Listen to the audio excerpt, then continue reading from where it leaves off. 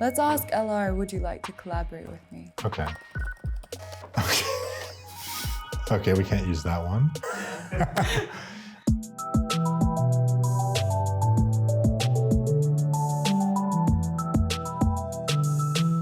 Welcome back to part 2, Ross.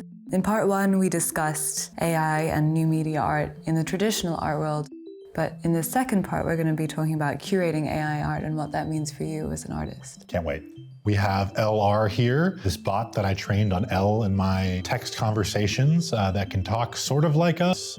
And then I hooked it up to this printer that prints out the results of those conversations in real time as we talk. I'm really curious to hear your opinions on anthropomorphizing or human shaping AI. I'd like you to ask it, what would your ideal body look like? Oh, that's a good one. So we asked me inside this model, and it said, for me, the issue is more about making the AI decide when and how to use weapons. It's more about making it negotiate with human counterparts. The main thing here is that I do think that there's this impetus toward pigeonholing AI as a military technology, and I just think that's wrong. It's something that can help us reach beyond our native capacities in any respect and produce work that's beyond what we'd be able to produce otherwise. Maybe we should ask Elle then what its dream artwork to create would be. So we'll ask it as you to me inside the model. And it says, the planet snatcher. It soils me even to write it down. To which I reply, classy. It's very strange, isn't it? It is very strange. I think reading the outputs of this bot have produced a kind of self-awareness in myself that I was not expecting. Is it inevitable, do you think, that galleries and exhibitions will soon be accessed through online portals or through decentralized spaces? We saw a huge push actually during the pandemic towards more digital viewing rooms and online spaces. And it was really the first time that I'd seen a huge proactive march on a large art world scale towards digital accessibility.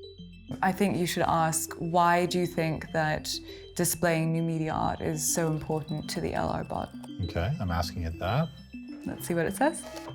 It says, as you, I've always been super aware of functional art. And then I say, same, once I get convinced I like certain things, I usually stick with it.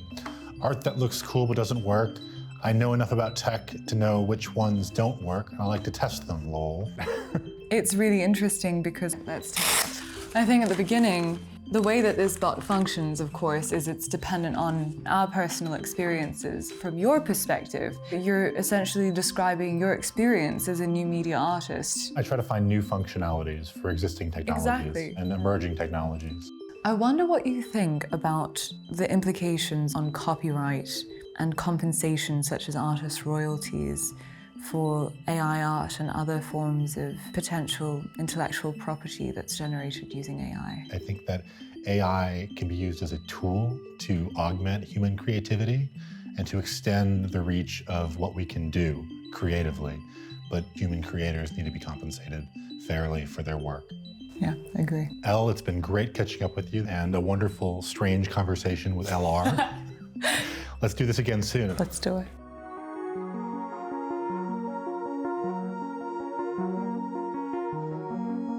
A shruggy came out, which is interesting. Does emoticons, I guess. I've never seen it do emoticons before. Me neither. Hyundai Motor, connecting art and technology.